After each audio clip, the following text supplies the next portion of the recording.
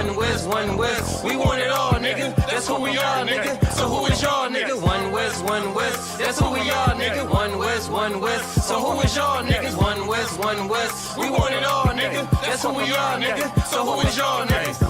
UPK soldiers got them killers with me. And I don't fuck with every spot cause it's too iffy. Real motherfucking prophet cause the Lord with me. But don't get that shit twisted, I got Drake's with me. Yeah, bitch, and that whole 50. Run up on me wrong, you gon' catch 60. Wait, you gon' catch 20. The other 30 for your homies, bitch, I got plenty. And I'll shoot this motherfucker till that clip empty. Taking orders from your bitch, you a fucking simpy. Shit, should be televised. The way I'm cutting niggas up, bitch, I'm a samurai. Niggas swear they in the trooper telling hella lies. Stumping like you Greek, bitch, you Hellenized. The revolution gon' be televised. And what I see in my vision gon' leave you petrified. One West, that's who we are, nigga. One West, so who is y'all, nigga? One West, we want it all, nigga. That's who we are, nigga. So who is y'all, nigga? One West, that's who we are, nigga. One West, so who is y'all, niggas? One West, we want it all, nigga. That's who we are, nigga. So who is y'all, niggas? UPK soldiers lead cowards and awe. So fuck a gas stop, I came with 6 pumps in my car. My niggas ready to swing, we like kids at the park. So touch a chair around this bitch and we breaking your jaw. They think we Christian, but we not. Nothing about us is soft. I don't know what you niggas on, but that shit get you off. We booted up. We came to take zones for real. Black 40 under my garment, I be dressed to kill. Fourth dimension sitting linger, I be fresh for real. Putting scripts on your corners, but these here ain't pills. We rock covers. You official if you know those drills. Bread and water, you official if you know those meals. Yeah, you niggas soldiers get rolled over. You got police in your pocket, I got a judge in my holster. Oppressors out to get us, so remain sober. Or be chained to them chains till there's nothing that remains of us. A cult leader like Christ, we got the same culture. I bang on them, tell my enemies the reign's over. I up the cig and keep pulling like a chain smoker. The game ain't changed, One West stayed the same on them. One West, that's who we are, nigga. One West. All right, let's clap it up. Hey, I want to say shalom, Yahweh Shemel Shah Barakatham to the brothers, shalom, Yahweh Shamar, Allah Shemel Shah to the sisters, all right? ISUPK, I'm Officer 5000 Maccabia, all right? ISUPK, Minnesota. First things first, if you have any questions or concerns, you can type it into the chat, all right? Y'all bear with me real quick. Let me check something here.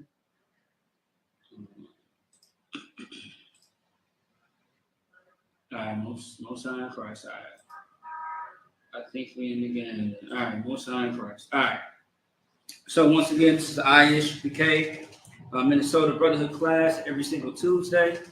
Once again, if you have questions or concerns about anything, and I do mean anything when it comes to life, things going on in the Twin Cities, your community, your household. How would you deal with this? How would you deal with that? Any type of scenario.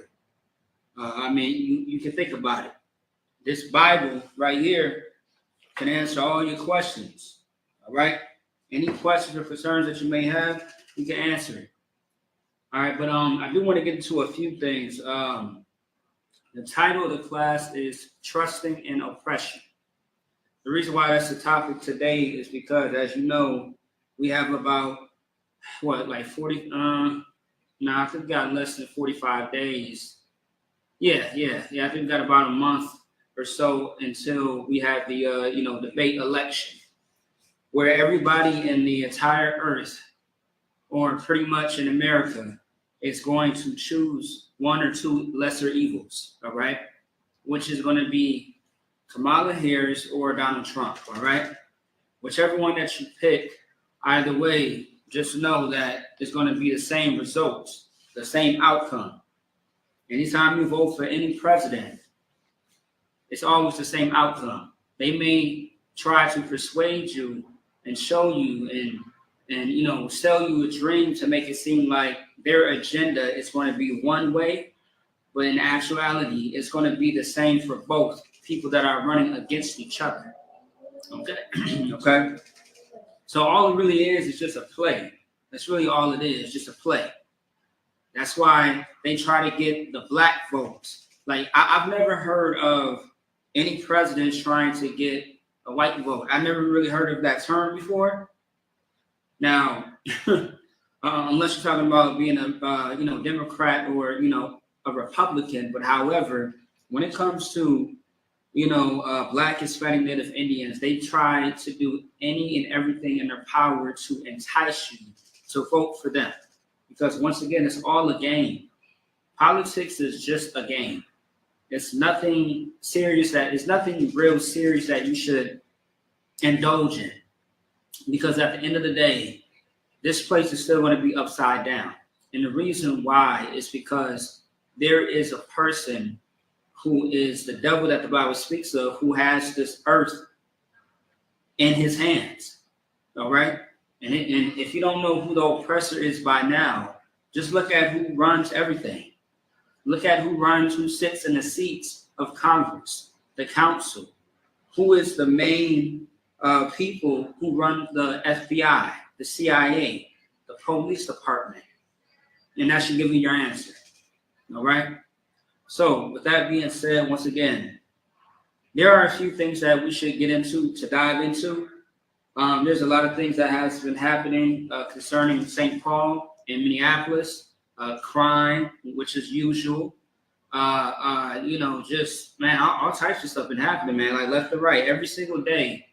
Every day that I wake up, I look at my phone, and all that I see is just somebody is charged with this, somebody's locked up for this, someone's been fatally shot, and the list goes on. The purpose of today's class is simply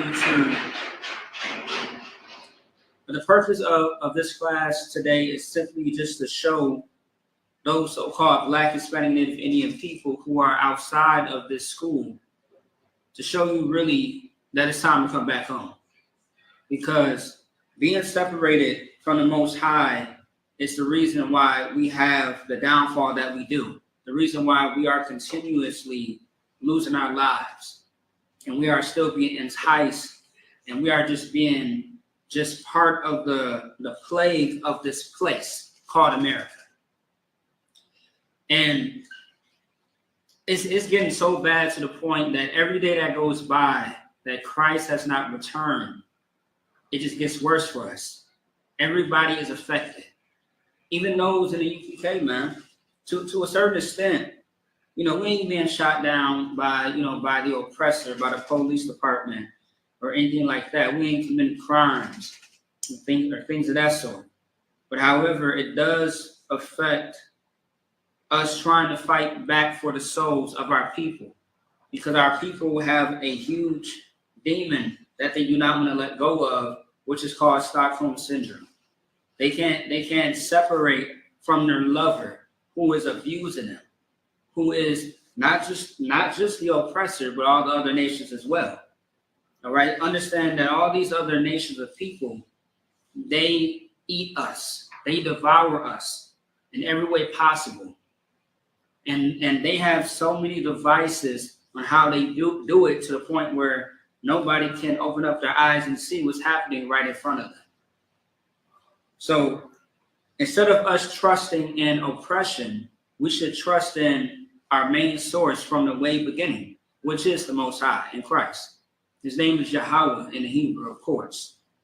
We should go back to our roots, go back to the start of our civilization, which is going back to the oracles and the orders, the oracles and the ordinances of the Most High. Okay, like, come on, man. I mean, ever since we decided to disobey our power, that's when things went left. Things got worse. Things tragically happened to us as a nation of people, and it still is right now. For example, we are still in captivity and do not realize it. Okay.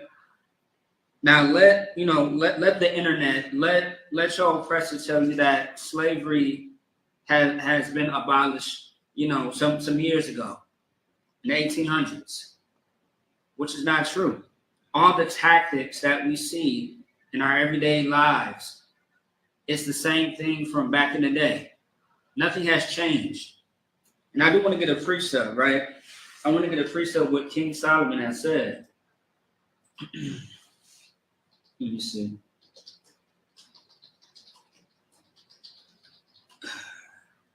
Once again, if anybody got a question, type it into the chat. All right. So this is what Ecclesiastes chapter 1, verse 9 says. The thing that hath been, it is that which shall be. And that which is done is that which shall be done. And there is no new thing under the sun. So what King Solomon is initially saying is the thing that was, that has been, meaning that thing that was how it was back then, it's gonna be the same now, right? Meaning when he says the thing that hath been, it is that which shall be, meaning that it's going to come again. Anything that you see in this earth, there's nothing new. I'm talking about to the structure of how we live our life in society, right? Because the word world means age or society, meaning eras. Think about the Western era, the Assyrian era. Think about all the captivities. All the captivities in history, they are very identical. How every country rules is pretty identical. And it's always been like that. If you go into the book of Exodus, what you are going to see is how Pharaoh ruled his empire. It's no different than how this empire called America is being ruled right now. It's no different. And all the wars, all the other countries going to war with one another. You could find that in this Bible, which is true history. Okay? That's what you could find is true history. And Exodus is true, man. It happened. Moses. Right now, the ISUPK, man, we have a leader. His name is Commanding General Yohanan. And he is the leader of Israel. And we are battling against the powers of principalities, the rulers of darkness, to the point where we are labeled as a threat in this place, which is absolutely absurd, because the true threat is the oppressor. And actually, too, let me get you another one. Actually, you know what? I'm gonna hold off on that one. Actually, let me just get it later. Yeah, let me get that for later, though. I'm gonna hold off on that one. I'm gonna get that later. Yeah. But the whole point is this, though, right? When are we going to get to a place where it's only going to be about Black, Hispanic, and Native Indians, so-called Black, Hispanic, and Latinos, and North American Indians? When is it going to be about us? Instead of choosing the other side, why don't we choose our own side? Why don't we stick to our own nation of people? There's no such thing as all races of people coming together. It's just not logical. It's not realistic at all. It sounds good. It sounds like you got a good heart and a good spirit. I get you. I understand. But it's just not, it's not realistic, especially in this day and age. Absolutely not. With everything going on, how many years, how many centuries, have we dedicated ourselves to think that something is going to change and we just all going to be kumbaya and all hold hands and just be friends and family? Just because we all bleed red doesn't mean that we are the same. Animals bleed red too. And we are not the same as animals. We may all bleed red, yes, I get it. We may be a human race of people, but we are not in agreement. We are not the same. That's why the Most High did something very, very, very important that a lot of people do not see, which is the Most High separated people. And if you look close enough, you will see that the Most High has separated not just people, but many things. If you look at the dietary laws, the Most High has separated what you can and cannot eat. Because the word holy means to be separate. A lot of people think holy means to be all pure and godly. And look, to be holy is to be separate. And if you are not separate, you definitely ain't got the Spirit of the Lord. It needs to be set apart. And Most High has severed us from other people. And that's how it should be. And he did it for a reason. Everything that the Most High has done as a power is for a purpose. And we may not understand every single thing, which that's fine. But we have to be obedient. Because when we are not obedient, we suffer the consequences. For example, right? Now, a lot of people may think that this is kind of like, you're just kind of generalizing everything, right? But I mean, this happens all the time in front of your face. I'll tell you something, right? The Bible says that you are supposed to be with a specific type of people. Everybody has a nation. Everybody has a race or ethnic group that they belong to. Okay? Now, you got Black, Hispanic, and Native, so-called Black, Hispanic, Native Indians who make up 12 tribes. Within those 12 tribes, that's who you marry. That's who you have children with. That's your family. That's your neighbor. Now, who is outside of that? Outside of those 12 tribes? It's going to be the white race, the Africans, because Black and Hispanics and Native Indians, we are not Africans, right? Just because, how they say all skin folk ain't your kinfolk. Everybody has a pigmentation to their skin except for the white race. They have no melanin. They have no pigmentation, right? But all other races on the face of the earth do. But now, just because someone has pigmentation, does that mean that they are Black or considered Black or brown? No, you don't want to go off of that, because skin color does not determine who you are. It's the nation that you come from. You are the seed of your father, okay? Every time you look at the lineage in the Bible, it talks about the father and the father alone, because the father has the seed. A mother does not have seed, but however, she carries the seed in the sense of meaning that when a man impregnates the woman, in his the egg, she has the seed inside of her, right? So she's carrying the seed for 9-10 months, so on and so forth, right? So you have 12 tribes that you can be with that are your family. However, whites, Africans, Asians, Chinese, Japanese, East Indians, the ones with the dot, you name it. Who else? The Arabs. Those are people outside of the 12 tribes who you cannot marry. And every time that we see a situation where we intermix, we have interracial dating or interracial marriages, right? We always see that there's an issue. How many stories do we have to go over to show and explain that this is the problem?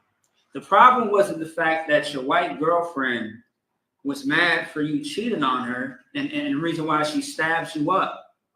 That's not the reason. The problem is this. You were never supposed to marry, you was never supposed to lay down with her in the first place. As a Israelite man, you are not supposed to deal with someone outside of your race. And a lot of Black and Hispanic people know this, but because the lust of their obsession with other nations of brothers and sisters who are not their people, it's a lust, it's a demon. And because of that, you are going to be consumed. And you might lose your life. You may get lynched. You may be called the N-word. You are not going to be safe with the police. Like everything possible that you can think that can go wrong in that situation, it always does. But I'll give y'all a story, right? There was this one warehouse job that I used to work, and like probably a couple of years ago. And it was this older man. He was pretty much like in his 60s or something like that. And I recall him telling me a story about how, he's been with this white woman for quite some time. And, you know, after his first marriage with a black woman and him having children by her, you know, things didn't work out.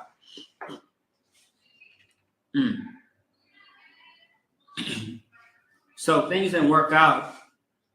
So he decided to date outside his race because he feels like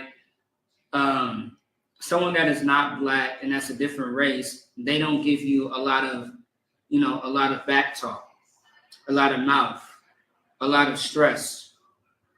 When one thing about women in general, and now this is a general point. One thing about women in general, all races of women, you know, can have a mouth. They live the. I mean, okay, they are the same in the sense of women are emotional. Women can have a mouth. Women can be all in their feelings. That's what women do. But however,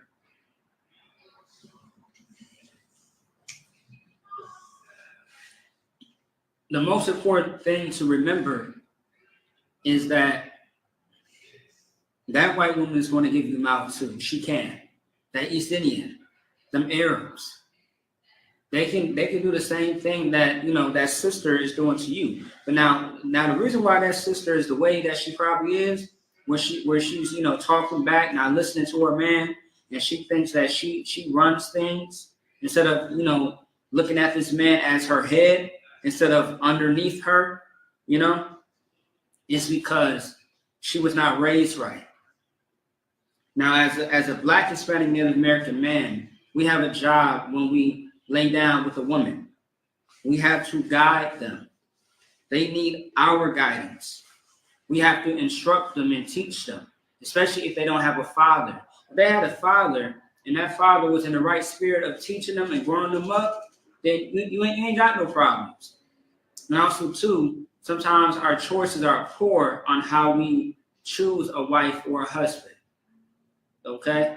Like it's not hard to see a mile away if this person is going to be a problem in a relationship or not. Unless you're just too naive and you just don't care and you're just thinking about, you know, having sex and just, you know, busting a nut. And that's it. You just want to get off and that's that. Which is not the spirit of the Most High at all. So not only do you have to choose a woman of your own family, there's rules to how to, you know, there are rules to when it comes to being a husband and raising up a woman. And there's rules for a woman how she has to be in that marriage as well. There's rules to everything. Now, of course, if you want to be disobedient, you're going to find yourself on child support. No sweat. You are going to find yourself with a shotgun in your face by your stepdaddy, your white stepdaddy, because you decide to, you know, do something. You slept with his daughter, or, you know, she's crying to him, and he's ready to blow your head off.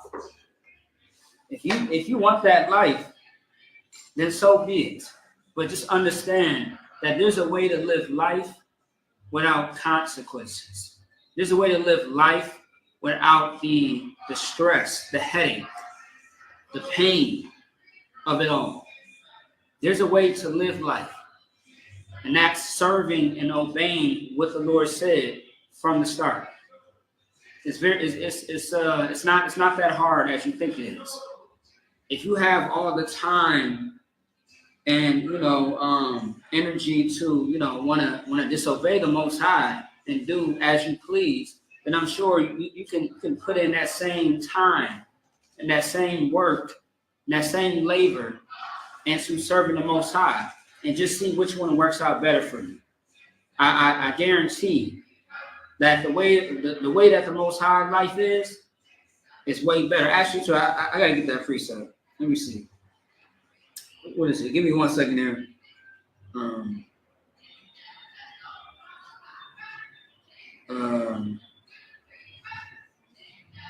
Let me see. They say the Lord's way is. I just saw this precept, so I think I found it. Yeah, I'm gonna grab this real quick, right? Ezekiel chapter 18, verse 29. Yet saith the house of Israel, The way of the Lord is not equal. O house of Israel, are not my ways equal? Are not your ways unequal?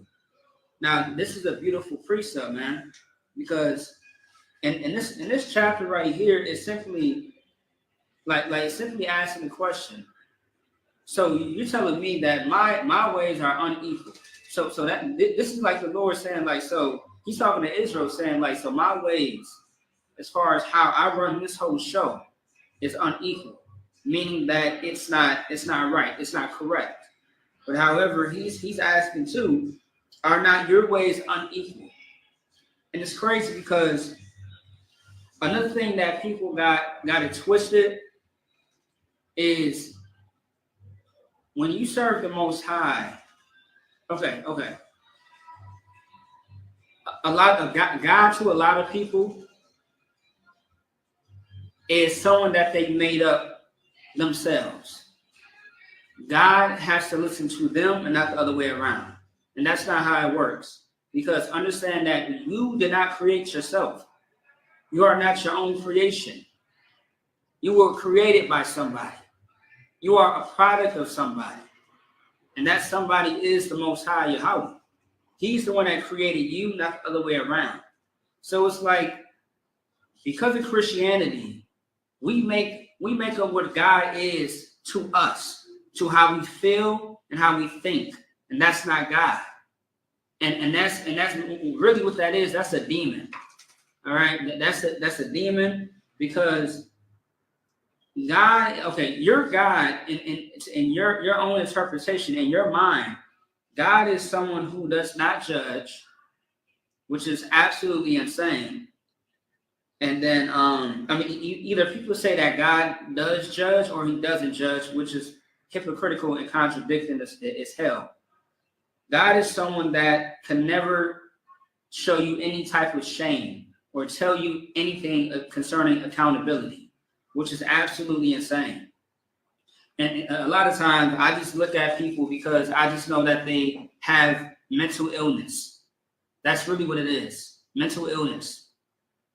And also too, for the life of me, for someone who's been in the church for 30 plus years, not me, but I'm saying those that have, I mean, that word unconditional love is such a disgusting word.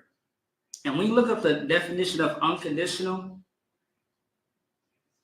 and then you look up the word conditional, so you telling me your love is so unconditional for your friends and your family that you allow them to go into that church and touch on all those children, your loved ones. They didn't touch you, touch your children. They done committed all those crimes, and you still got nothing but unconditional love. Love has to be conditional. The key word is condition. All right? There are conditions when it comes to relationships. There are conditions all the time. What in life is unconditional? Please tell me that. What in life is unconditional? I'll wait. We have to get away from our oppressor. I said a lot, but that's the point. Because of religion, which is not of the Lord, because you can't even find the word religion in our records.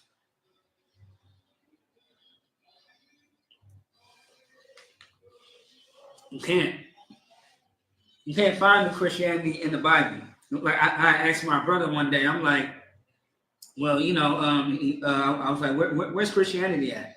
And he was like, it's right here in the Bible. It's right here in the Bible. I'm like, okay, where? Where is it at? And he was like, it's all right there.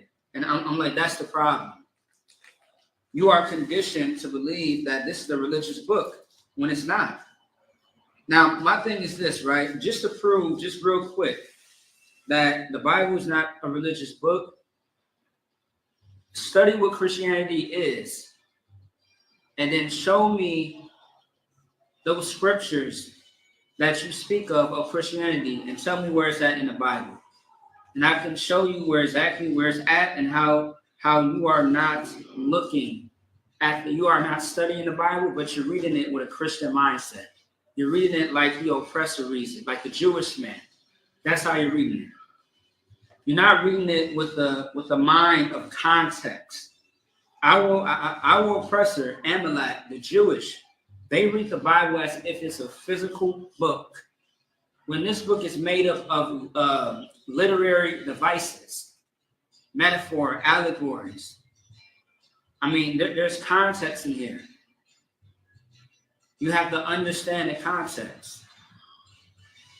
When it says God so loved the world, right? Yeah, God does so love. Yeah. God so loved the world. Now, which world is it speaking about? Also, too, let me ask you this: what people is it speaking about? Because when you read that chapter, what you're going to see is speaking about Israel. Now, ask yourself, who is Israel? Because everybody can't be Israel.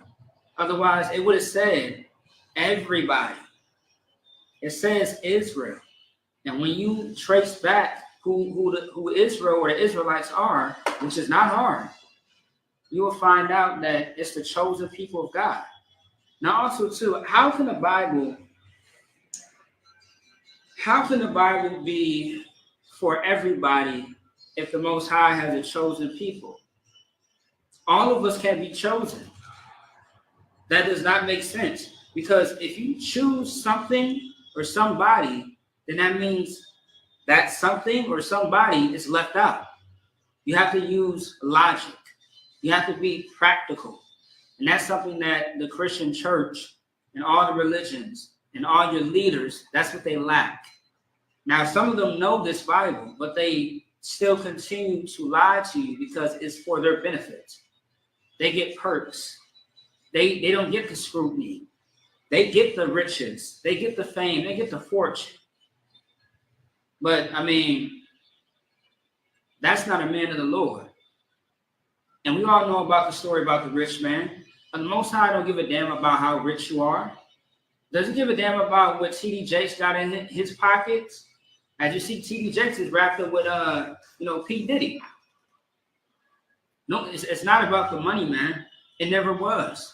Now, you can be a blessed man or woman who has riches. Okay?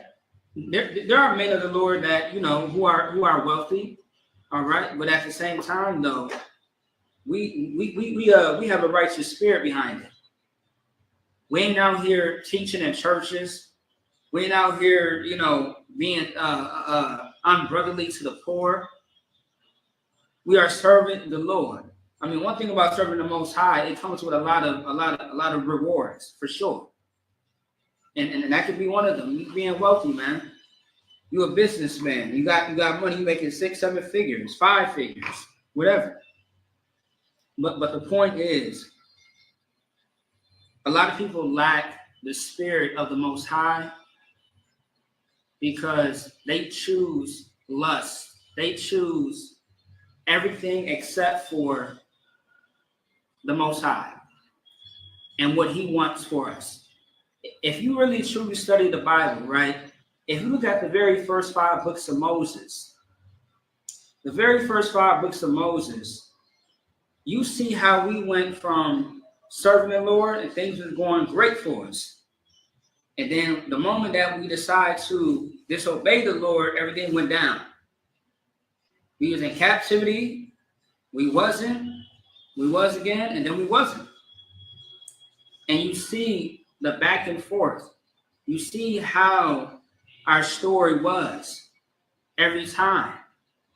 But the moment that we follow our tracks as far as being on track when it comes to the Most High, you got to understand, man, like we was doing great for ourselves. The Most High was with us. When you disobey the Lord, He's not with you. And that can end terribly for you. I'm talking about that can end so bad for you to the point where you are in the hands of your oppressor, which happens time and time again. Once again, like just this week alone, of all the crimes and all the things that, I'm seeing articles of brothers and sisters being wrapped up in prison over drugs, over attempted murders, over, you know, just all types of just things that could have been avoided if only they had these laws, these statutes, these commandments in their life. Honestly, without this place, I mean, I could be dead or in jail. It's very possible. I mean, it's not impossible. Everything in this, I mean, everything outside of these walls may sound good to a lot of people. I mean, drugs seem to be fun to a lot of people. It's very terrible, but a lot of people seem to, you know, want to do drugs. That's the life now. That's the way. That's the trend. Everybody just want to, you know, drink themselves to death.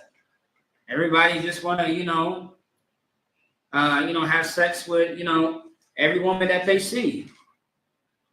Everybody just want to, you know, commit crimes, have that, you know, that rush. It's not the life. And what happens is when you decide a life like that, it hurts our people, our nation. How do you know? Because you selling drugs, someone's going to overdose and never wake up. Now we have one less person in our family. We have one less brother or sister. When that brother or sister could have been somebody doing something better with their life, like keeping these laws. You know, like once again, the Lord doesn't need any sinners. The Most High says that He hates the sin and the sinner. For all you Christians out there who say God doesn't hate, oh yeah, he also hates a race of people too that He created. The Most High said that He made a vessel for honor, one for honor and one for dishonor. And the Most High does hate. He hates the sin and the sinner. Now understand that the Most High is not one to set you up for failure, but only for success. That's why when we commit sin, we get punished. You being locked up in prison or in jail for a crime that you committed, that's called a punishment. When you decide to do drugs and you know that drugs can possibly kill you and you do it anyway and you never wake up, that's a punishment. You are born blind or deaf. That's a punishment. You are born as a drug baby. That could be a punishment as well. Understand that reincarnation is very real. What you do in this life is going to determine your next life. Because once again, there's nothing new under the sun. And with that being said, when you read Ecclesiastes, the 4th chapter, you see that King Solomon speaks about how when he looked at the earth, what was underneath the sun, which is earth. And what he saw was oppression and the people crying tears because of oppression. And that's what's happening today, right now. Oppression happened back then. Like once again, like what the hell was the book of Exodus about? The Hebrews and the Egyptians. The Hebrews were the niggas. The Egyptians are the Africans, not the same people. That was called slavery. When you look at Deuteronomy, the 28th chapter, and it talks about being on ships and having a yoke of iron around your neck, and how you are going to have to, borrow from the oppressor. That's what's happening today. Right now, you have to go to somebody else that is not your people, and you have to work a 9 to 5, which is modern day slavery. The purpose of you working a job is for food and shelter and clothing. Not to mention all the other things that come with it, especially if you got a family. That 9 to 5 is modern day slavery. It sounds the same to me. Otherwise, sharecropping. Sharecropping, you had a little house, and you had a garden that you have to, till the land. Till the land meaning work the land, work the field so that way you can grow some food for you and your family. And you have to give a percentage over to who? That master of yours. Or now the 9 to 5 is your landlord. Once you make all that money, you got to give a portion to the landlord. And now you got to look at your check to see if you have enough to feed you, your family, put clothes on your back, and have a roof over your head. Like, you can't tell me we are not doing the same thing all over again. It's not the same thing all over again. It's very much so. This reminds me of the Assyrian captivity, the Babylonian captivity, the Roman captivity, all of them. But soon enough, it's going to come to an end. Now, thank the Lord, once he delivers us out of this hell, this will be the last time. Because all the prophecies have not came to pass yet, but they are coming pretty quickly. Quickly and quickly. It couldn't come any sooner. But before, all these prophecies come to pass, and before Christ and those angels get here to turn this place upside up, how it really should be, it's time for you to get right. Otherwise, if you're going to continue to smoke, to be a drug addict, if you're going to continue to be an alcoholic, to be part of the LGBTQ community, if you are going to continue to do everything except for serve the Most High, and it's going to be a rough one. Just watch all the people that died right next to you. Just watch how your life just declines. Just watch how your children resent you. Just watch how much hell you are going to bring to yourself. All the pain and suffering. Now, I ain't saying when you don't serve the Lord, you're not going to go through some type of pain. Of course you are. But it's nothing that you can't handle. But it's better to be in the hands of your power instead of in the hands of your oppressor. Because they don't have mercy.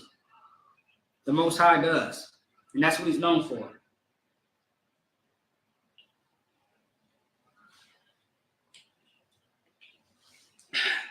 Anyway, let's move on real quick, all right?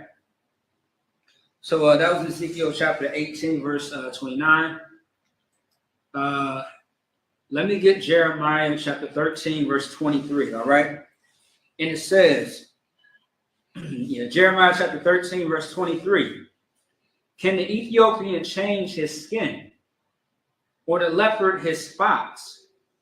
Then may ye also do good, that are accustomed to do evil. So this is a question that's being asked by Jeremiah, saying like, can the Ethiopian, can the African change his skin? Can the leopard change his spots? No. And he's also saying, can they do good as well? Although they are accustomed to do evil. So it's using two examples. And within those two examples is letting you know they are accustomed to do evil, but can they do good? Understand that these people that the Lord has separated you from was for a reason. And that reason is because these are people who are not righteous. These are people who are not with the Lord. They don't have the spirit of the Lord. Anything or anybody that doesn't have the spirit of the Lord is accustomed to evil. All right? That's why, once again, you can't trust. You can't trust in the idea that equality is something that is real. It's not. It's very much a fairy tale. When I hear equality and I hear the whole conversation about it, I find it very, I find it very funny. And me, I'm a person that loves comedy, and that's very funny to me. It's so funny to the point where it's sad. It's very sad because, once again, it sounds good for all races of people to be on one accord, but that's not how it's set up. Now, Black, Hispanic, Native Indians, we are a people that have been painted to be, be very aggressive, very dangerous. We have all these norms and stigmas about us, which are very untrue. When Black and Hispanic, Native Indian people, we show the most mercy and compassion to everyone. Now, am I saying always? But no, but 9 times out of 10, we are the most caring people ever. Just look at how we love everybody and not ourselves. That should give it away. Look how we treat every other race of people. We treat them like they are above us. When in the Bible, the Most High chose you to be above them. You see the problem? That's the issue. You decide to raise up a people that are not on your level whatsoever. Now, am I saying that you got to be an asshole, be snotty?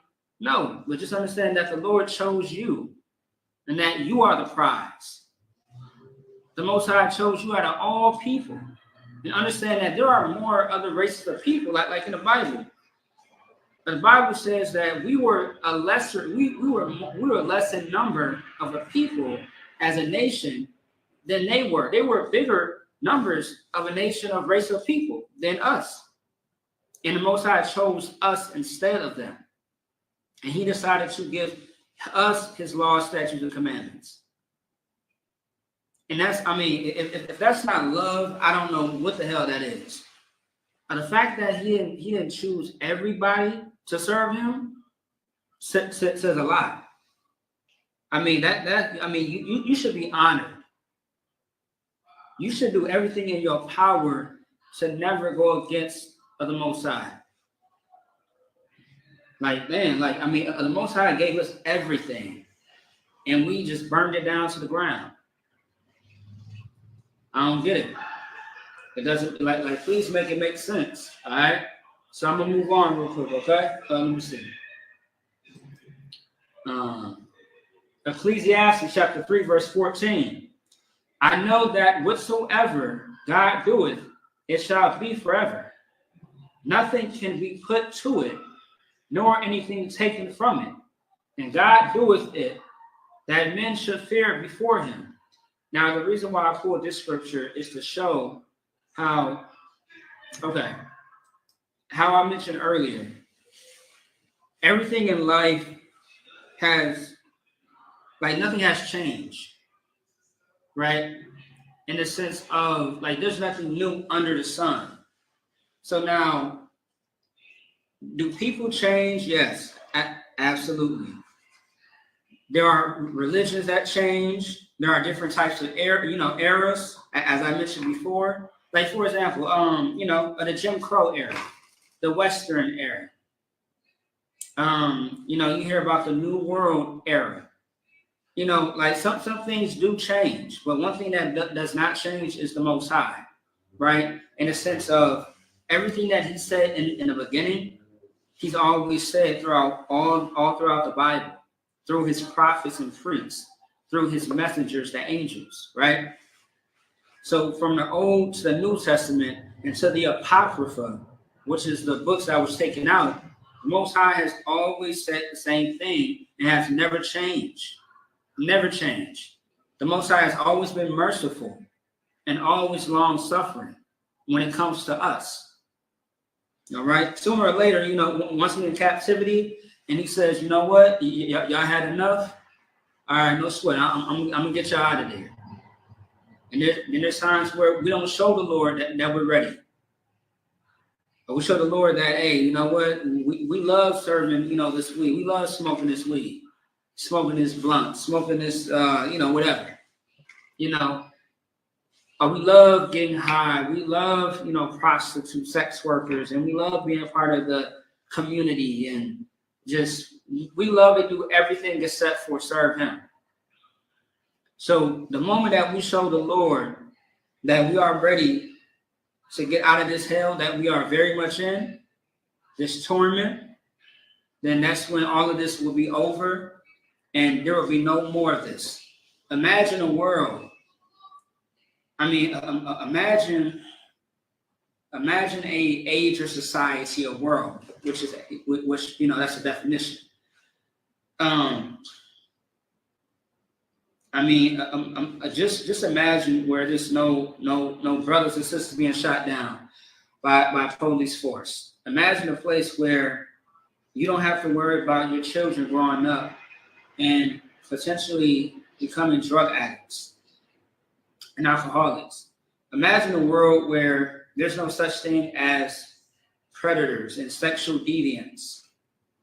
Imagine a world where if you have an issue with somebody, you can go to them and them alone, and y'all don't harm each other whatsoever. Imagine a world like that. Imagine a world where there is a so-called black president. Because when Christ rules this earth, and the 144,000 rules right next with Christ, there will be black, Hispanic, and Native American men that will be running things in this earth. They will be in charge of things. So just think about, take away your Kamala Harris's, your Hillary Clintons, and your Kennedys, and your Trumps. Instead, it's going to be God's chosen people in those seats, just running things. And there's not going to be no war. A war against who? For what? When the other nations, when the other races of people are going to be obeying us, God's chosen people. They have to answer to us, not the other way around. Like how this world is right now, as we speak, as we see it. As we see it in 2024, there's a world that's coming soon that's not going to be like this at all. It's going to be completely in order. That's why when we read the Lord's Prayer, right? Let me see. I can't imagine it because I ain't never been in such a world. Now I hear you, right? But I mean, look. So that's the faith, right? So we know faith is are the things that you can't see. Now it sounds like sounds senile. Sounds like you're just being delusional, but I mean it's possible. There are people who were in the 50s and the 60s that never would imagine this technology the way it is. They never would imagine, cars and planes and all these things that are just so advanced in the world. So just put that into your mind for a second. Like could you tell somebody 50, 60 years ago what a cell phone was, what a smartphone was, what a laptop, a flat screen TV was, a touchscreen refrigerator and microwave? You can literally talk to somebody from the other side of the world on a device and like FaceTime. But like that's the thing though, right? Because I've seen this Bible come to life many times, and I'm seeing it right now as we speak in 2024. I know there's a world out there that's coming soon, and it's going to be here. Like this place is going to be under construction in a second. Once Christ returns, whenever that is, and the angels, this place is going to be under construction, and it's going to be better than what this is now. This right here is not how you live life. With the war, the constant crime, the constant, oppressor on your back, a constant, oh my God, like just the other day, let me see, just in Houston, Texas, all the, the plague, COVID-19, like it skyrocket at the top of the charts in what, like 2-3 weeks? Come on, man. I mean, and after COVID-19, it was just back to back, different variants. But I mean, there's a world that's better than this world right here. This right here is the oppressor's world, not the Most High's world. All right? We live in an age of society of hell. This is that. This is called captivity. All right? They would think it's witchcraft. I definitely understand. No, I definitely understand. But hey, you know, I mean, over time, we definitely advanced a lot of things. And you know what's so funny about that too? That comment you just made, they would think that it's witchcraft. I mean, over time, people who have invented things, it was trial and error, and it seemed foreign, but once they saw a use for it, it became like second nature to them. You feel me? Like when I do history, like my history research, and I look at things that are still here today, but just more refined and more up to date, and I'm like, damn, like that was the first invention of that, and now we're all the way up to this. Like it's just amazing. You know what I mean? But I would say I wouldn't think everybody would think that it's witchcraft necessarily, but you just, you know, it's just about the age of society that you're in. You know what I mean? So, you know, as you grow older, you grow with the time, you know, you kind of get used to things that are new and out. Some things are outdated, some things are new dated. You feel me? So yeah, but I mean, it sounds funny. It sounds like a fairy tale as far as Christ returning. And as far as, you know, a world where black on black crime is not going to be a thing. All right. So like, you know, that's not going to be a thing. Ain't no police officer going to take your life, and you are going to be all over plastic, all over the news. There's not going to be any more Trayvon Martins in Christ's kingdom. No Philando Castiles. There's not going to be no fentanyl overdoses. And you got to ask yourself this question: how can any of that happen if Christ is ruling the earth with 144,000 men by his side? And also, too, you got to think about this. The angels answer to the Most High, but Christ has authority over angels as well. So the moment that you think to do anything that is considered evil or out of the spirit, there is going to be somebody right there before you try to commit that act. Understand, when you commit a sin, right? How does the sin start? You got to ask yourself that question. Where does sin start? It starts in your mind. Because before you do something, you think about it first, right? Before anybody commits any crime, they think about it first before they do it. That's pretty simple, you know. So, yeah, and your heart is your mind. That's right. Your heart is your mind. That's where it starts. It starts right here. Before you decide to pull that trigger, you thought about it first. Before you decide to say something out of your mouth, you thought about it first. Or you mad enough to say, "Oh, you a mother effer," and you know you all the swear words in a book. You thought about it before you did it. Before you said it and did it. Same thing. All right. Before any action, you think about it. Most of the time. You know what I mean? So yeah.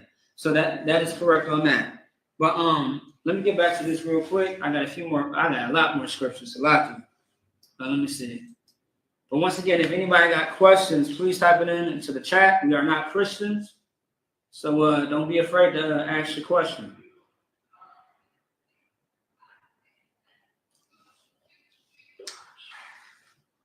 All right. So the point of that scripture, right?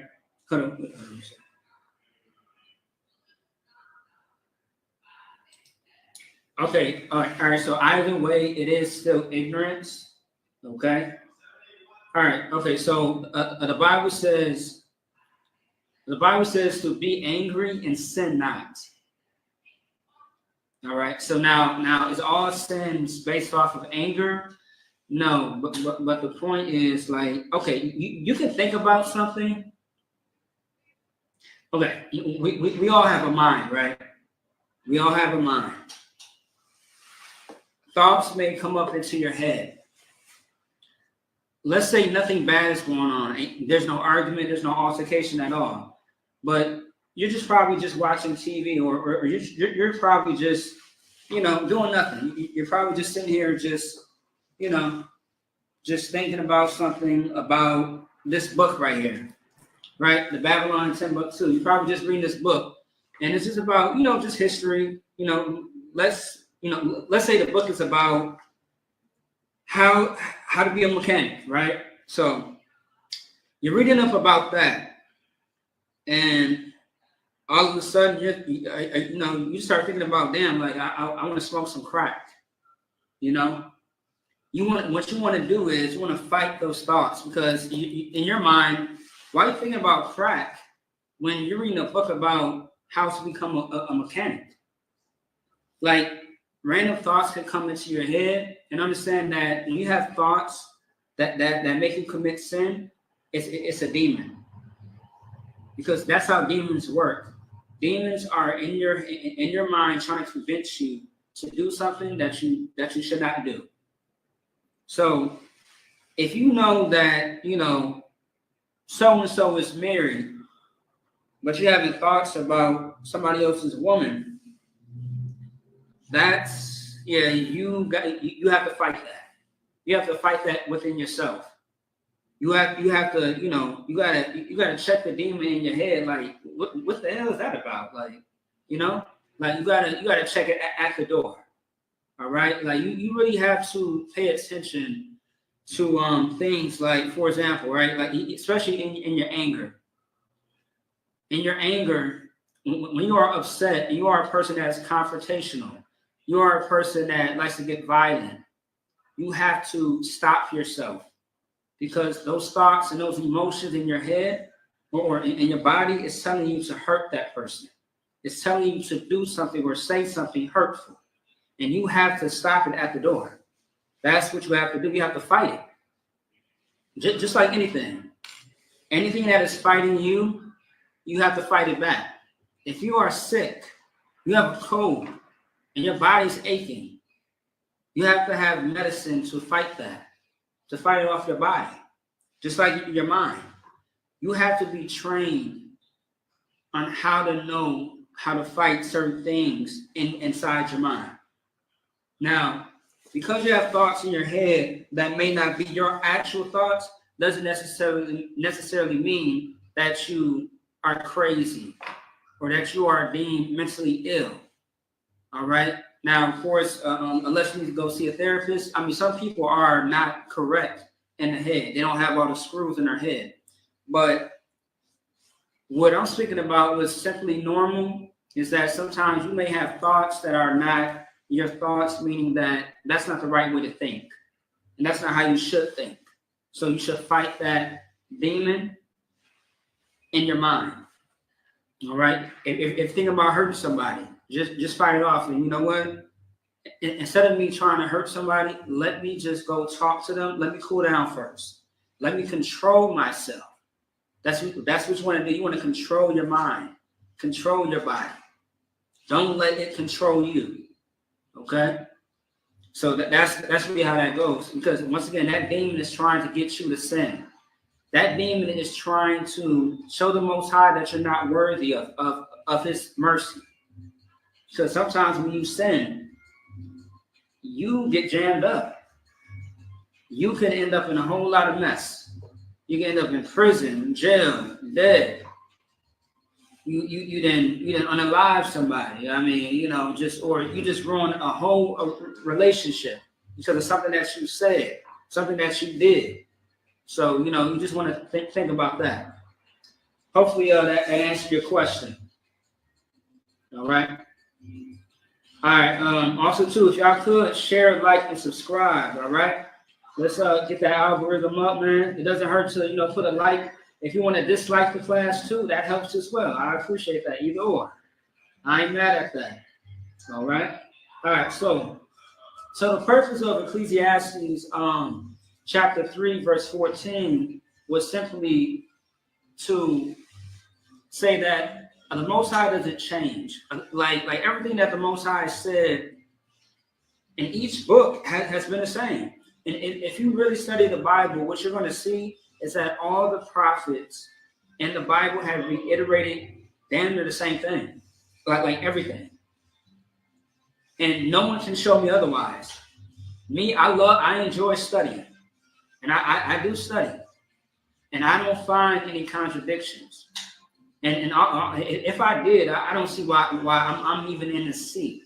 I'm even here in the first place. The contradiction is not in the Bible, but people's lack of context is what they don't realize, because a lot of people don't know how to study the Bible, don't know how to read the Bible, and a lot of people go off of what other people say, which is another big thing that is just so annoying and just very insane, right? Because I always ask people, where are you getting that from? When people say God loves everybody, right? I ask them, where's that in the Bible? Well, yeah, God loves everybody. God so loved the world, and and then when I go there and I show them, and then I show them where it shows, and I show them the context of it, and we read a few scriptures above and a few scriptures below, and then it shows that God doesn't love everybody. And God loves everybody is not a scripture. It's a quote from your pork chop eating pastor. It's a quote from T.D. Jakes, Joe Osteen, but it's not in the Bible. Sorry, I hate to tell you, it's just not. Also, too, that you can eat whatever that you want to eat. That's not true. A lot of people think that you can eat pork, crab, shrimp, and lobster, but the main one's always pork for some reason, because of the whole vision with Demetrius, and how Peter, how the vision said how Peter can pretty much eat what's on that platter of that plate. But when you read the entire chapter, it was a parable or a vision, and it was not speaking about that at all. But I'll get that another day, because that's a kind of more in depth breakdown or whatever. But long story short, I've looked for contradictions myself. I'm a person that can become skeptical of things, and I look through that Bible, and I can't find one contradiction at all, because there is none, and I'm not looking for none anyway. I mean, back then when I was young, I did, because I was trying to understand, because the church never taught me a goddamn thing except for how to be a sinner, how to not keep the law, statutes, and commandments. That's what I've learned in the church. It gave me a license to consider, it gave me a license to continue to be filth. And that's not something that, I wanted for my life. I wanted to know these answers and to understand this book, so that way I can apply it to my life. But being in a Christian church is too easy. This right here is not easy at all. It's tough for a lot of people. A lot of people can't even make it to one class. That's how hard it is. All right. Meanwhile, you used to work for the Marines, the military, the CIA, but people can't even make it one class here. And I've been here for 10 or 11 years now. And this is not for the weak, man. But as far as, for those that are scared, that's where the church is at. All right. That book ain't for most of the people who read it. Yeah, you have to understand how people speak, our culture, because we wrote it. Damn right. Absolutely. This book was written by niggas. It was written by Black, Latinos, and North American Indians. And also, too, what you're going to find out is even though our oppressor, and the reason why we say that our oppressor is the devil that the Bible speaks of, That's because the word devil means deceiver. All right, liar or deceiver. And that's what he has done for such a long time, which he's still doing right now. Okay? He's always been a liar, and he still is. Now, how do you know that he's one of the greatest liars on the face of the earth? People say that, white people say that color doesn't matter. I hear that a lot. Color doesn't matter, but if color didn't matter, then why did white people change the color of Christ's complexion? Because when I look at Revelations, the first chapter, verses 13 through 15, I don't see the comparison from the one in the Bible and the one hanging up on grandma's wall in your mama's living room in the Christian church. It doesn't align up. It doesn't make sense. It's not the same. Something's different. So I'm assuming that Christ might have a skin condition. I don't know. Did he bleach himself? It's nonsense, man. It's very much nonsense. If once again, if color did not matter, then why did they change Christ's color, his skin complexion? I mean, they changed everything. They gentrified Christ. He got white stringy hair. That's not in the Bible. It says that his feet was as fine brass. Brass is not white. They said it was as if, the Bible says it was as if his feet were burned in the furnace. If you got a penny on you and it's in a furnace, it's going to get brown. All different types of shades of brown. Matter of fact, the longer that you have it sitting in the furnace. But I don't know. I guess Christ had right. He had what Michael Jackson had, pretty much. Yeah, I guess. It's nonsense, man. And then also too, they say that Christ had olive skin. So okay, we know that olives can either be green or black. So which one?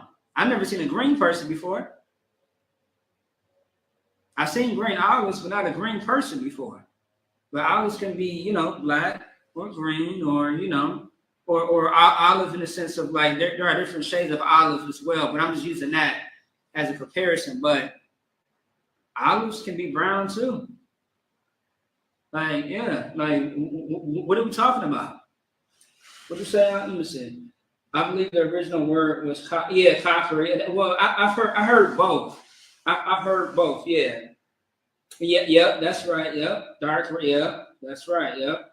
But they translated it to be brass to try to play games. Right. Yeah. Of course. Yeah. But once again, man, like you can't trust your oppressor. So this is what I'm talking about, right? As far as the brotherhood class, this is not only for brothers but for sisters as well. Okay, and also too the amount of disgusting filth that I've seen from our sisters on social media is beyond me, man. How a lot of women just, instead of building each other up, they just tear each other down.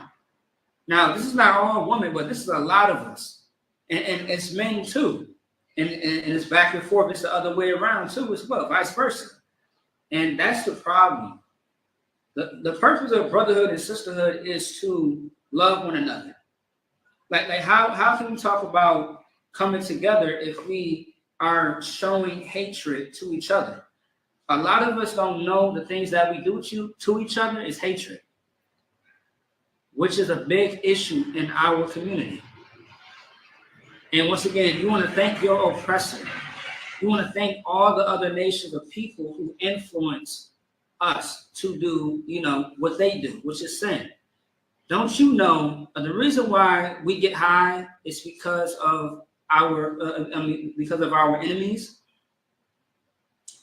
When we think about the Assyrian captivity, right? Where do you think that we was getting high from?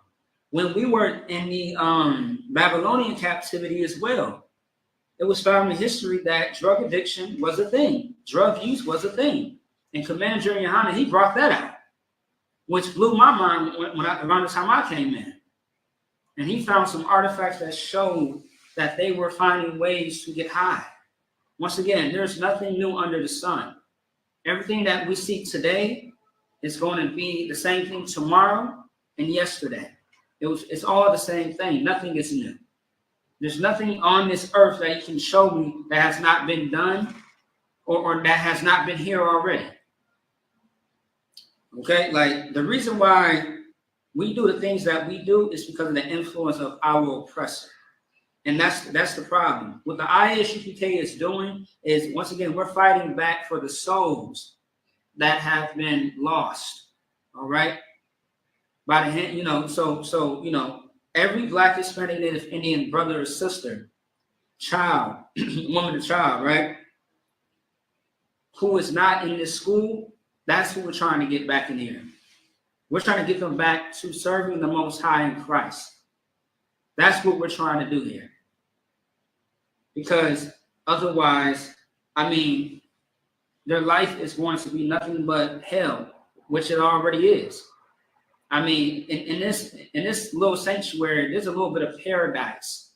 There's a little bit of paradise because you're not on drugs. You're not sleeping around with, everybody's man and woman. Let me see. You're not dealing with interracial marriages. You're not disobeying the Most High. Okay, you're not messing around with sex workers and prostitutes. You're not part of the LGBT community. Which, once again, sin is something that's very exhausting. It's very painful. And if you don't understand what I mean, it hurts you. When you sin, it hurts you. And it hurts the people around you. Some way, somehow. For example, when you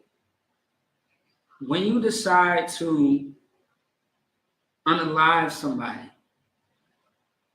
not only does it hurt you because now you're locked away for the rest of your life. If that person, if it's attempted murder or if they actually were unalived, right?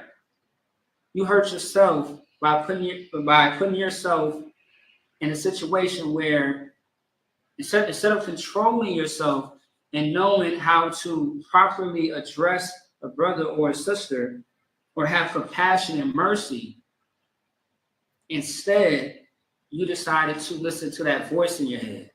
And now you're locked away for the rest of your life. And now, who else is hurt?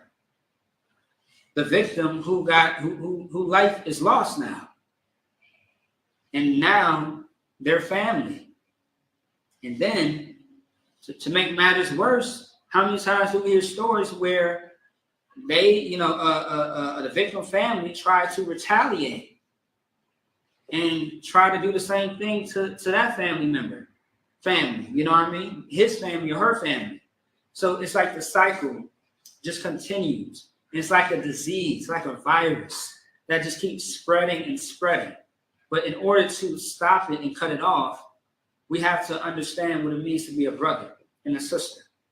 We have to get back to our morality, because one thing that you're not going to find is morality when you're getting high. That's not moral.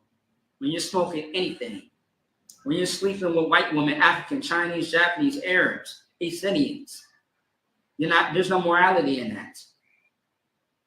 There's nothing in that. It's not. There's nothing in that. Like, we actually got to be like real with ourselves, man. Right, come on, damn right, yeah, damn right. You're absolutely right. Hey, brother, if I could, what's your name? Tell me your name if you could. No, like for example, the moment that we get back to what we were commanded to do from the start, that's when this whole thing is going to transform for us as a people. Once we get ourselves out of the mindset of religion, out of the mindset of indoctrination, once we separate ourselves from the oppressor that we love so much that we cannot stay away from, then we are better off as a people. Okay? We are better off. Like, everybody doesn't have to be connected to us, if that makes sense. Like you know the saying how they say Connor and Becky, Karen is invited to the cookout. There should be no outsiders coming inside of the circle of the nation of Israel. All right, that's why in ISUPK, all you're going to see is Black, Hispanic, Native Indians. If you are if your father is the seed of one of those Israelites on that 12 tribe chart, they are allowed in here. Now, anybody else? No. And once again, you don't have to include everybody, man. You don't. Because the Jewish community, right, which is Amalek. Amalek is the biblical name for the Jewish people right now, right? Or the Ashkenaz Jews, right? Jewish. They don't include everybody out there in New York. They don't include Black, Hispanic, Native Indians out there as far as their gatherings and but there's nothing wrong with that. Everybody can have their own thing, which ain't nothing wrong with that. I don't want to go to everybody's gathering and stuff like that. I'm fine. I'm cool. I'm fine where I'm at, right? But as merciful and as loving and kind as the nation of Israel, God's chosen people is, we should show that to each other versus everybody else. Because if you do not notice, every time we show some type of love and compassion to other nations, sometimes it backfires on us. For example, when Russia and Ukraine was going into war, which they still are, when they was going into war, when the Black people literally were trying to be nice and say, excuse me, and go onto the train in Ukraine, because there are Black people that live out there in Ukraine, a bunch of white people, although they're being bombed, they are having a sense of oppression, right? The Ukrainians decided to attack the Black people and jump like 3 or 4 Black people. And it was just so disgusting. It's like, damn, like, although you being bombed, you're going through a sense of hell, you still find the time to harm us? Like, damn, we was minding our business, trying to get on the train, get to our destination. I'll give you some more, man. I'll give you some more. Let me see. It was a Black sister that was trying to, she was being very cordial. She was being very cordial in a Chinese shop. And I guess the white man, not the white man, I guess the Chinese man must have thought, a Chinese or the Korean man must have thought that she wasn't going to pay or something like that. And immediately just start beating her. They try to lock her in, they try to lock her in, and then the husband and the wife try to jump on the sister, man. And and they did hit her. They did hit on her and stuff like that, but she managed to get out, get out of there. Now, when Black people started to boycott that store, that same store, the very next day, it was I think it was a nail shop / a hair shop. The next day, the owner puts up a sign saying 50% off on hair or nails, something like that. And guess who ate it up? Black people. Like, come on, man. Like we were supposed to have a stance and stand on business to let them know we are upset about what happened to that sister. and y'all just running there and half off on the hair. But if that was you, it would have been a problem. Like, once again, man, these people don't give a damn about you. And don't get me started on, what's happening, every damn day. Like Sonia Massey's story, Philando Castile, Tamir Rice, Tyree King. Stories like that all the goddamn time. And also, too, there are stories where there's not even cops, but there are just regular white civilians that feel the need to attack Black and Hispanic and Native Indians or do some type of harm to them. Now, am I telling you that you should commit any crimes or be harmful to these people? No. But know how to deal with these people and understand that they are not your friend, they are not your family. Do you understand me? They are not your friend, they are not your family. And the second that you get that through your head, your thick skull, you're going to understand how to better learn and build a relationship with your own people. Okay? Ain't nothing wrong with laughing and joking with a white person, with Connor and, Karen, Becky, and ain't nothing wrong with that. The Africans, Omar, and the East Indians, I believe they named Omar too, Muhammad, and, the Chinese, Japanese, whoever, the Arabs, whatever. There's nothing wrong with being cordial. But understand who you are dealing with. Everybody's not your friend. Everybody out here that you see, all these different people that are not your people, that do not look like you, are not your family. Just make sure that there's a line that you don't cross, or that they don't cross. Okay? You may have friends that are not Black, Hispanic, and Native Indian, right? I got you. You know what I mean? No sweat. But just understand that there's going to be a point in time in your life that you're going to see who truly is your family and who is your neighbor. And hopefully it doesn't end terribly for you, but some people are going to have to find out the hard way. Also, too, another story that they're still trying to reopen and investigate is when that Black man, that sister, man, I feel so bad for her and her family. That sister that went over to her white neighbor's sleepover party, and she ended up dead somehow. The only one, she was the only Black one there, and she ended up dead somehow. And they still try to investigate it, and they closed it. Come on, man. All right, so I know I'm over the time. I gotta get one more precept. Oh, damn right, Daniel. Most High in Christ. Damn right. Hey, that's a wonderful name too. Let me see here. Asking people feel white people had product, and we all say we don't care. No, that ass. You're right, Con. I have no problem with it.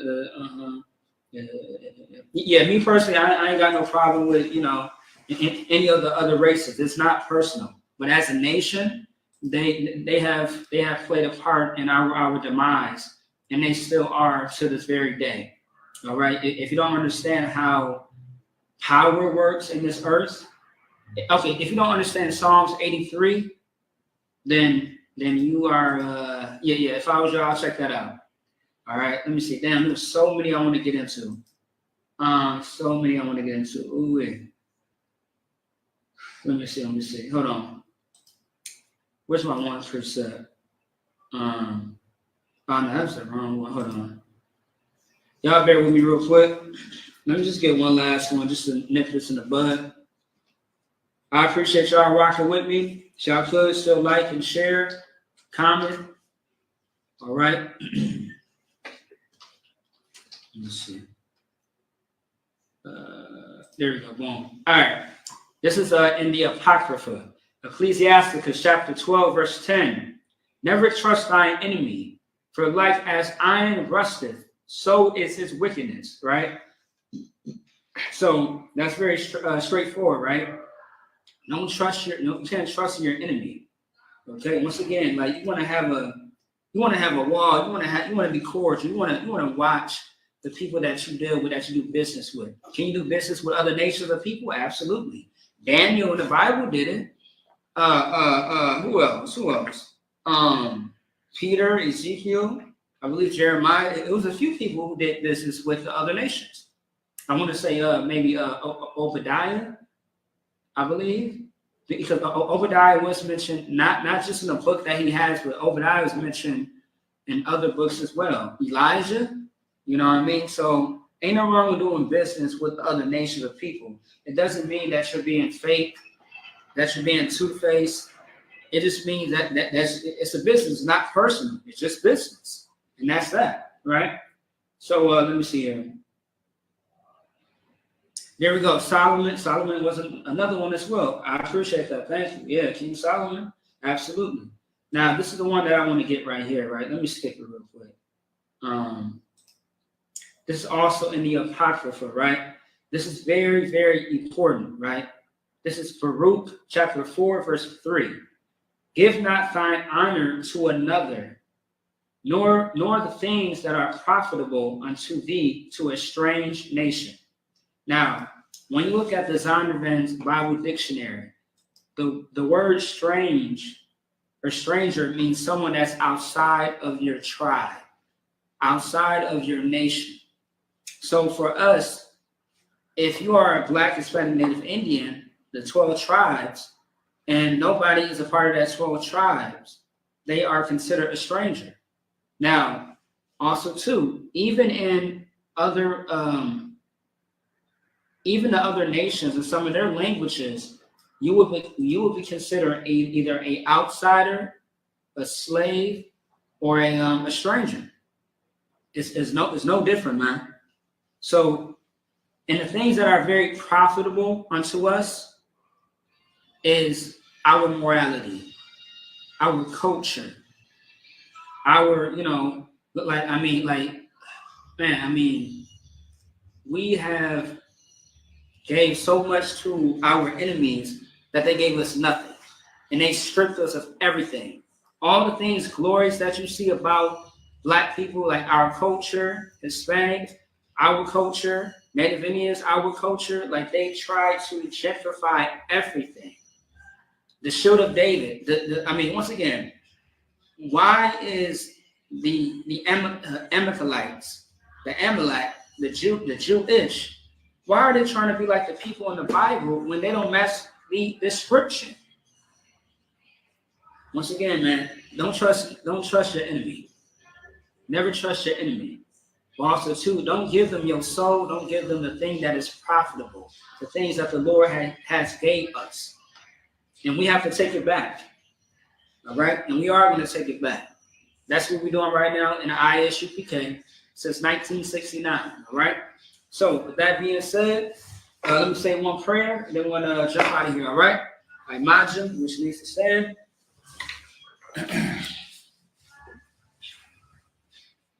All right. Well, first things first, too. Salakia.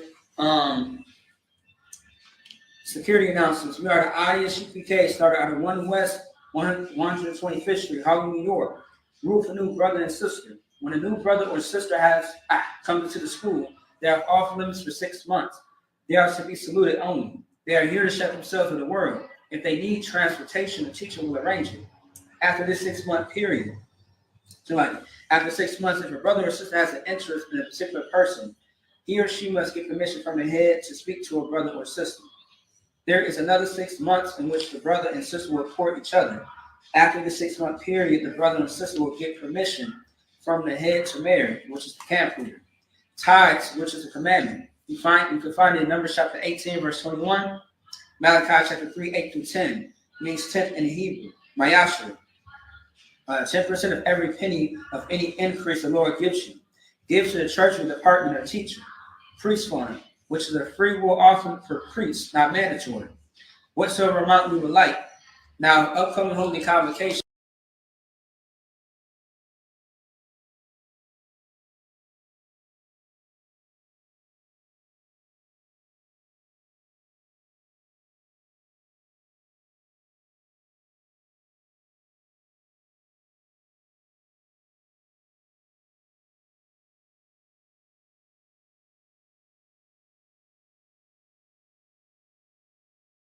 In the school to start wearing all black, boot, shirt, pants, headband, and scarf. With that being said, So once again, Imagine, which means to stand. Wapanya Hakadam, which means face the east. This is the Lord's Prayer in Hebrew.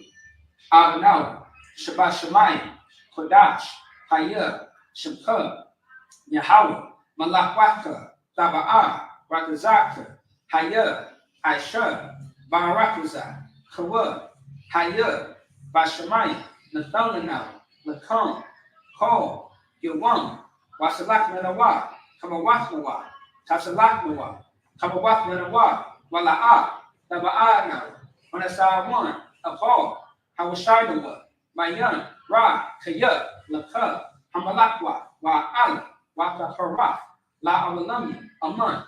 The Lord's Prayer in the English. Our Father, which art in heaven, hallowed be thy name, Yahweh, thy kingdom come, thy will be done in earth as it is in heaven. Give us this day our daily bread, and forgive us for our debts as we forgive our debtors. And lead us not to temptation, but deliver us from evil. For thine is the kingdom, and the power, and the glory forever. So be it. Amen. All right, Sar, which means to turn in Hebrew. All right, one courtesy salute for the brothers.